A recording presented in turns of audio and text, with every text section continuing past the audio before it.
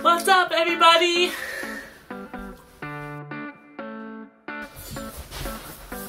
Welcome to my room!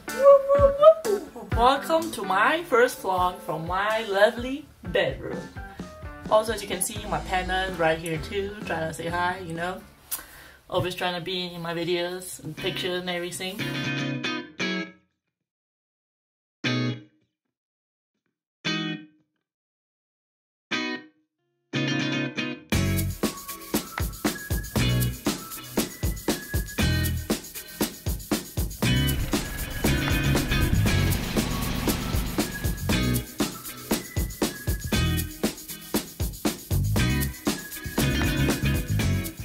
Hey everybody, welcome to my channel, to my first vlog. My name is Sagerer. I'm from Austria, and hopefully your favorite Austrian soon, maybe after Arnold Schwarzenegger. We shall see about that.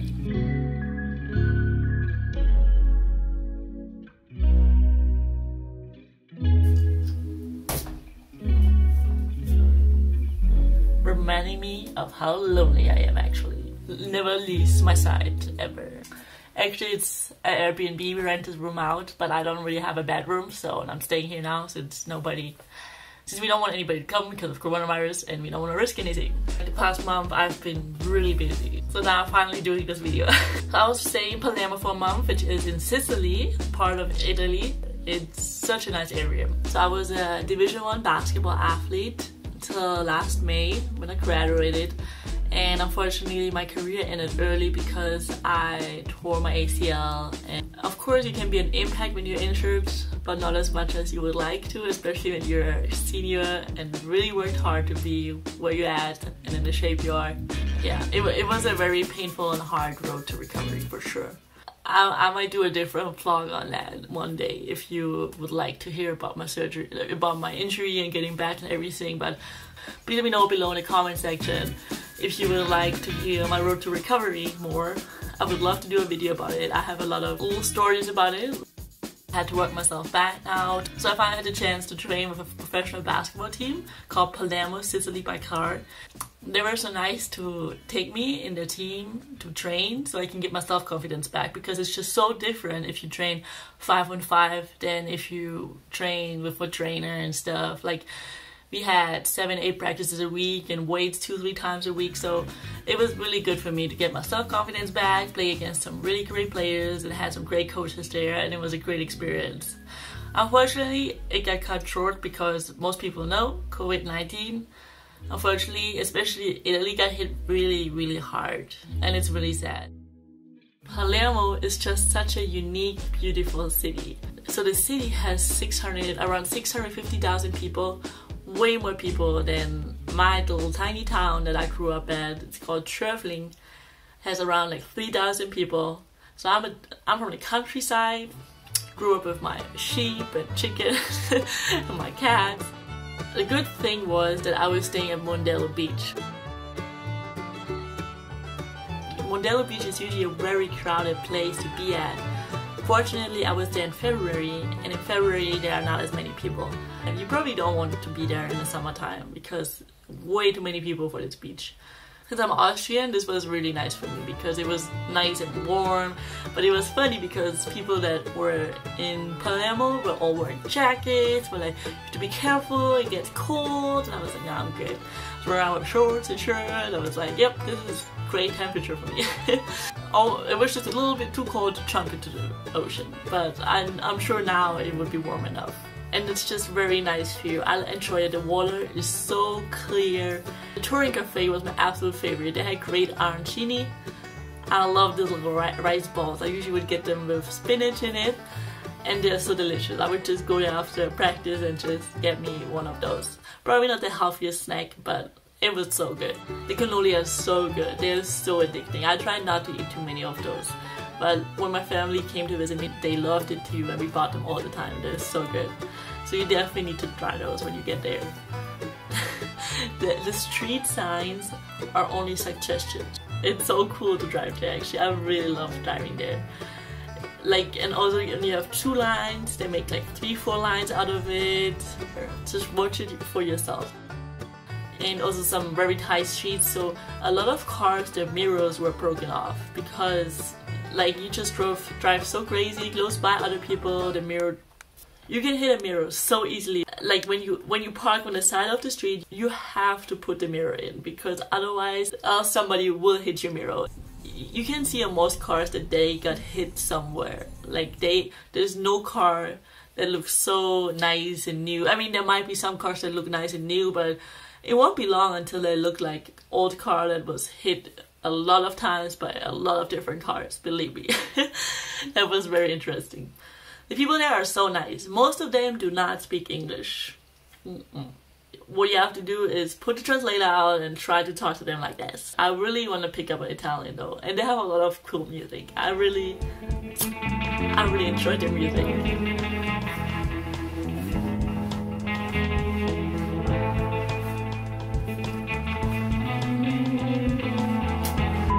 Also, Palermo is relatively inexpensive, so we went to a local car cleaning service, and 3 guys were cleaning the interior for our car. 30 minutes. They cleaned it so good. It looked like new. It really looked like new.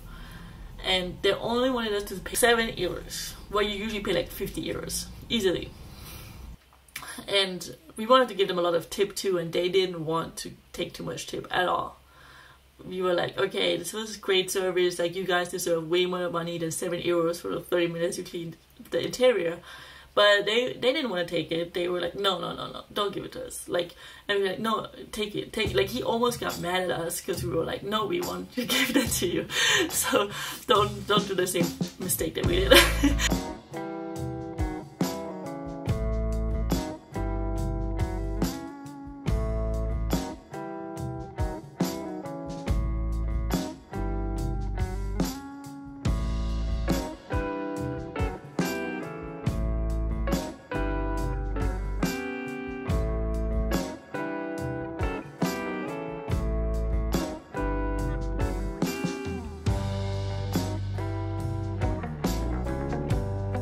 Now to my story when I had to leave.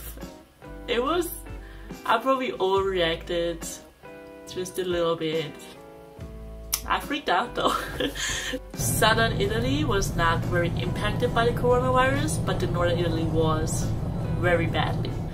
And to get to Austria, I have to get through the northern part of Italy. There would be other ways too, but they would take a lot longer. And since my parents brought my grandfather's car down there so I could get around in Palermo, I had to bring up the car somehow. And so the minute it was a Monday, it was 10 p.m. and the news. And as the number of cases continues to rise past 100, the north of this country is on lockdown. I was freaking out. This coronavirus. I was like, if I'm gonna be somewhere, I want to be in my hometown with my family through this hard time of the coronavirus, because it's just a matter of time until Austria is gonna get hit really badly too. So once we found out about the league being suspended and everything, and I decided, okay, I'm gonna drive up to Austria. Do you know how long it is to drive up there? It's 20 hours if you drive straight through. So 20 hours. It's like, yep, I'm gonna drive up there. I got it. So I left at 10 p.m. and started driving up there. People who are in Italy are not allowed to leave the country. I was like, oh shoot, I want to get home to my home country though. And later I found out like, oh, some people still were able to get out afterwards because the Austrian embassy made sure they would come home safely. But I was like, okay, I didn't know all about that, and I called my embassy. I was like, okay, you should be able to hopefully still get into the country now. You should hurry up though. I was like, okay, I'm gonna hurry up. It was a very long drive. As I said, like I left at 10 p.m. It took like 3-4 naps for an hour. Yes guys, I'm on the boat. I'm really tired. You can see I'm on the ferry. I drove like 3.5 hours, and now going from Sicily to, I don't know the main, my brain is not working. It's like 3 a.m. and I'm so sleepy. Like, I'm just trying to be in Austria already, but I have like 17 hours to go. Yeah, 17 hours. I'll be eating my food I have here. I'll not stop too much because coronavirus. Yeah, that's my life right now. Oh. Sie erreichen Ihr Ziel 18:33 Uhr. You could see some exits. You could not go off the exit because that town was totally on lockdown. And everywhere I stopped for a gas station, people were wearing masks. And eventually I arrived around 9 p.m. the next day in Innsbruck, Austria. Yeah, and I was in shorts and a shirt because Palermo was nice and warm. And I was in Innsbruck and it was snowing. Going to the gas station, I was like, oh my gosh, I am dying. Like, this is way too cold. Like I was not expecting that. I should have checked the weather forecast, but I was so busy just putting all my stuff in the car and just getting going. And just get going. Like, that was my goal. Just get going. So I could get into the country. That was my main goal. And my dad was nice enough to pick me up in Innsbruck and drove the next 2-3 hours home. And then he was quarantining himself too. We were staying away from all the people and stuff. So it was very nice of him to sacrifice himself like this, pretty much, to pick me up. MVP. My dad is the real MVP. So yeah, that's my story. Driving up from Palermo, Sicily up to Austria in once. I didn't want to take a ferry either because I was overthinking stuff at that point. Okay, I thought there are cruises that people were stuck on for 2 weeks. I'm not trying to be stuck on a ferry for 2 weeks. Heck no, I was not gonna do that. So Mount Pellegrino was definitely my favorite place to be. Favorite beach was definitely Mondello Beach. Favorite cafe was definitely Turin Cafe. Osteria Nonna Donna was my favorite place to eat at. They have huge amount of pastas for like 4 or 5 euros. It's a great deal. Definitely anybody who goes there, they need to go to this restaurant. Well, that was it for today. Thanks guys for watching. That was my first vlog. Please let me know if you subscribe if you're trying to see more of this. I don't know yet. It's gonna be maybe storylines. If you have any other ideas, please let me know. I would love to hear from you. Thanks for listening and stay home guys. Peace.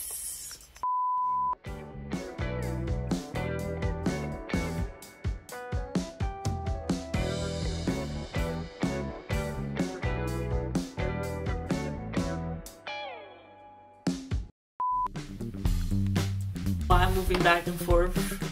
I guess I'm too nervous to talk to you guys, so I have to keep moving. That's what I do when I'm stressed. I'm moving with my feet like crazy.